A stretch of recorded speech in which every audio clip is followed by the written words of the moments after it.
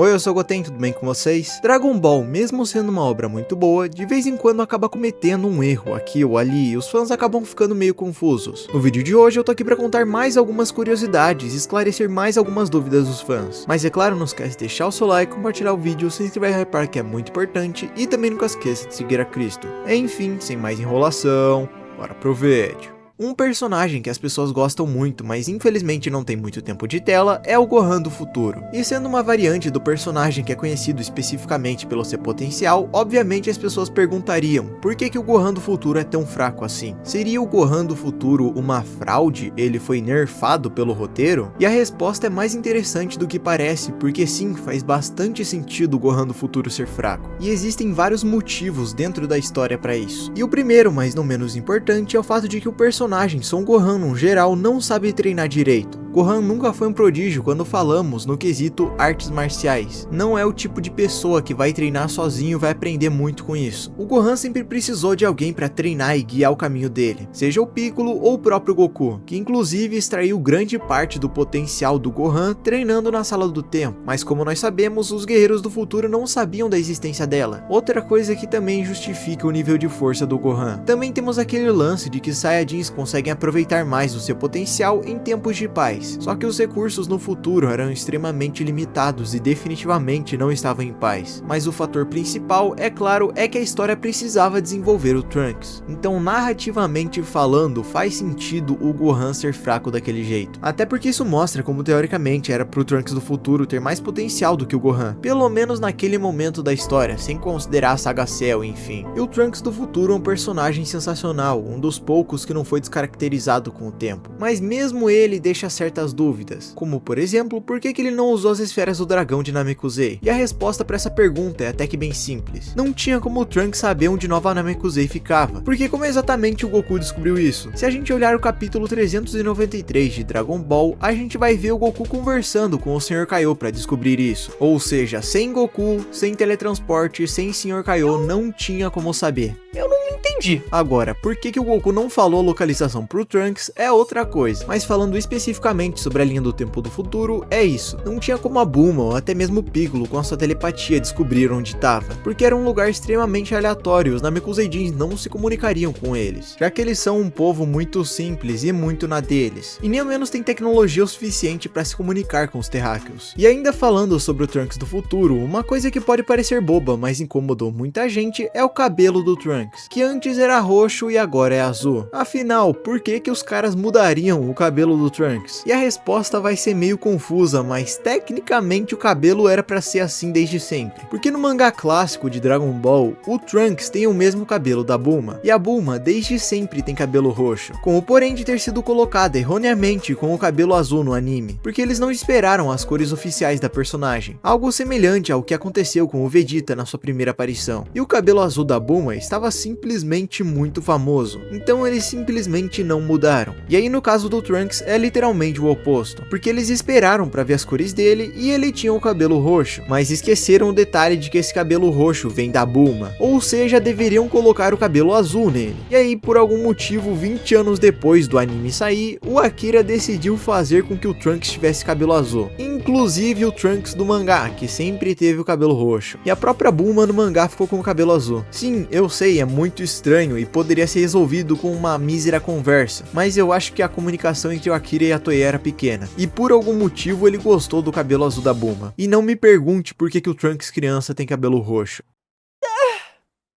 Mas resumidamente foi um mal entendido, que eu acho bem pior que o original. Outra coisa que eu não curto muito em Dragon Ball é o fato dos Saiyajins não poderem respirar no espaço. E o tópico é justamente sobre isso, porque eles não sobrevivem no espaço. Afinal, os Saiyajins literalmente podem explodir planetas, então o mínimo esperado é que eles pudessem sobreviver depois disso. Mas não é isso que acontece, já nos foi ressaltado algumas vezes. Goten, o Bardock e o Goku Super Saiyajin Deus sobreviveram no espaço. E não, meus amigos, amigos, infelizmente não. Eu queria que essa afirmação fosse verdade, mas não é. Primeiro porque o mais provável é que eles estavam na estratosfera, que é longe o suficiente para você ver o espaço, mas não longe o suficiente para não ter mais oxigênio. É claro que o ar é mais rarefeito, é como se fosse a sala do tempo, mas ainda assim eles precisam de oxigênio para lutar. Outra coisa é que isso já foi ressaltado algumas vezes no mangá. Primeiro no mangá original e depois no mangá do Super. No mangá original, a maior prova disso é o Frieza, onde ele abertamente fala que uma das suas vantagens biológicas sobre os Saiyajins é o fato dele poder viver no vácuo do espaço, enquanto para os Saiyajins não sobra nada. E não faria sentido ele se gabar disso caso eles pudessem. Outra coisa também são duas cenas do Super. A primeira é o Frieza explodindo o planeta Terra, onde aparentemente o Vegeta morreu, mas não faz sentido para um ser com a resistência do Vegeta morrer com a explosão do planeta. Então ele morreu por falta de oxigênio mesmo. E o próprio Vegeta fala isso na saga Moro, que os Saiyajins não conseguem sobreviver no vácuo do espaço. Eu acho isso ruim?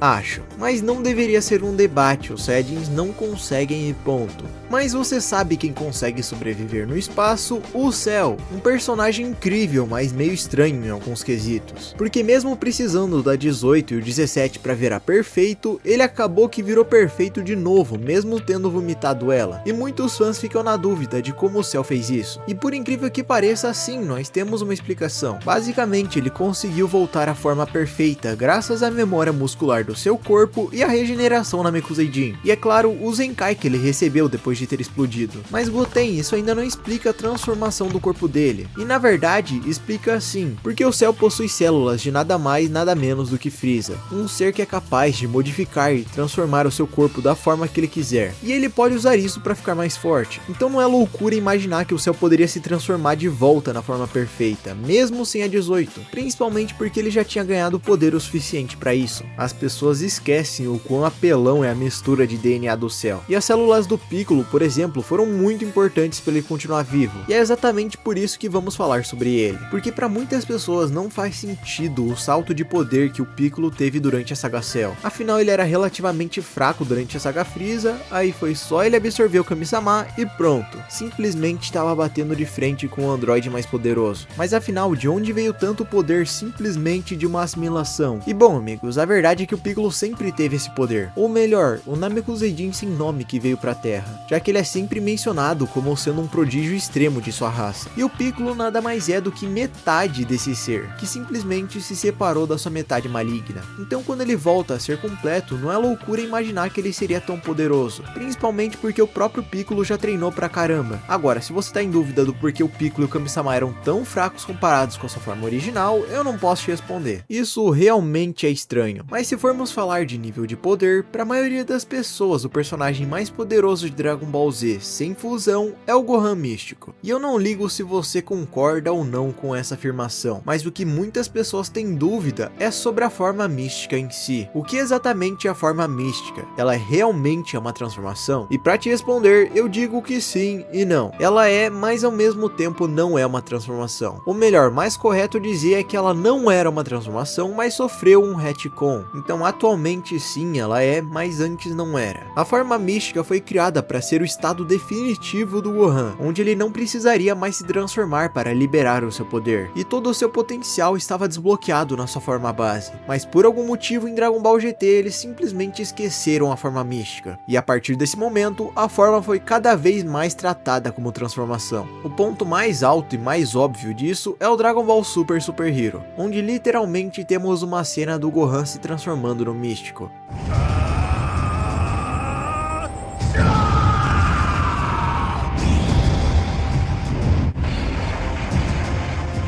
Mas não, nem sempre foi assim, antes era pra ser a forma base dele. Por isso que em algumas versões ele é chamado de Gohan definitivo. Além de que o propósito da forma em si era que ele não precisaria mais gastar energia, e muito menos perder ela por causa da transformação. Mas infelizmente virou o que virou. Mas enfim, concorda comigo, discorda, não se esquece de deixar nos comentários. E também comenta se você entendeu minhas explicações e o que você acha que eu poderia ter mencionado no vídeo. Pra quem sabe, né, talvez uma parte 3 aconteça. E é claro, também, eu sei que talvez você possa estar meio cansado ultimamente. Talvez os problemas estão se acumulando e você não consiga resolver eles rápido o suficiente, e isso simplesmente te deixa sobrecarregado. Mas eu quero que você saiba que, mesmo que pareça, desistir não é a solução, e você pode não acreditar em mim, mas acredite em Jesus. É por isso que eu quero que você fale com Deus, porque Ele é o único que realmente pode te ajudar. Enfim, eu espero que vocês tenham gostado do vídeo, que Deus abençoe todos vocês, e valeu, falou e fui!